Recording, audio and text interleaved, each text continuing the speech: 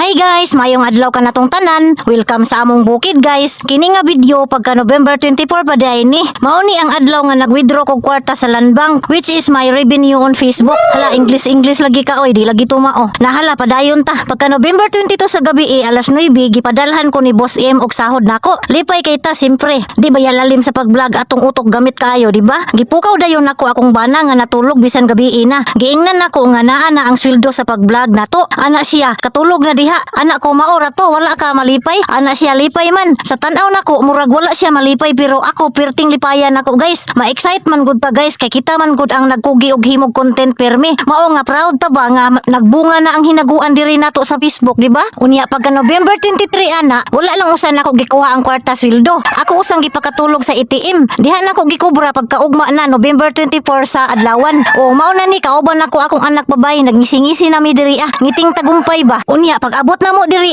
namalit dayon mi sprayer bag napsak kay gamit kayo ni sa kaumahan. Gisiguro jud nako guys nga naa ako'y makita pinalit sa akong pag-vlog. Nandumanan ba? Dali raman gud kayo mawala ang kwarta guys. Unya ako purya-buyag lang di baya ko kalas og kamot. Gusto ko unahon jud ang needs. Ingon anak ko kawais guys. Unya akong anak namili pud siya diri mga gamit sa eskwelahan niya. Gapilan lang pud niya iyang mga igsuon. Akong ikasulti ninyo no ayaw jud mo lailay sa pag-vlog. Padayon lang og ampo kanunay. Ako bitaw daghan kay kog bashers pero katawan ra na ko sila. Pasalamat pud ko nila nga tungod nila nakakwarta pud ko. Pero mas labaw jud kog pasalamat sa akong mga followers, mga supporters sa walay puas ka suporta diri sa ako diri namon tanan. Unya balik ta diri naghapit pud di ay migpan para naa mi kaon-kaonon diri samtang manamalit pa mi. Nagpalit pud di ay kog mower chemicals pang patay sa sagbot. Unya balbasin pang purga sa mga kanding ug liso sa kalabasa para naa pud tay itanom ba pohon. Di na lang nako tagsa-tagsahon akong pinalit guys. Basta kining tanan pinalit na mo kwarta ni tanan sa pag-vlog sweldo ba. Unya pag humana na mo pamalit guys ni hapit dayon mi diri sa konbento sa simbahan. Nagpamisa dayon ko guys sa akong mga mahal sa kinabuhi nga nitaliwan na. Abi ninyo di jud baya ni nako sila makalimtan akong mga ginikanan og mga igsuon. Mga kaliwatan nako og mga kaliwatan sa akong bana. Bisan wala na sila diri sa kalibutan pero gihandom jud ni nako sila. Pila may istorya nato ni hapit na pud mi diri sa may Crispy Kings kay akong gipakaon akong anak. Kining anak mao baya ni akong videographer sukad ba sa una tuig 2020. Sa YouTube pa ko ato nag-vlog ato nga time. Hangtod karon siya ang taga-video nako. Kung moeskwela ni siya, tripod ra akong kauban sa pag-vlog pero kung naa ang uban akong mga anak, sila ray mo video nako. Unya abot na ta sa balay. Perting uwan na diri guys kay kini nga adlaw maupod ni ang adlaw nga maoy pagsulod sa bagyong Berbina dinhi sa Pilipinas. Nangabasa jud ming duha sa akong anak. Nagkuray-kuray jud mi sa katugnaw. Nangumidya na lang gud akong anak. Ana siya. Bahalag basa ta ma. Okay ra, paldo man pud ta. Oy, napay paldo na hibaw-an ba? Buguya bata Unya padong naman ni human atong video. Wala na pud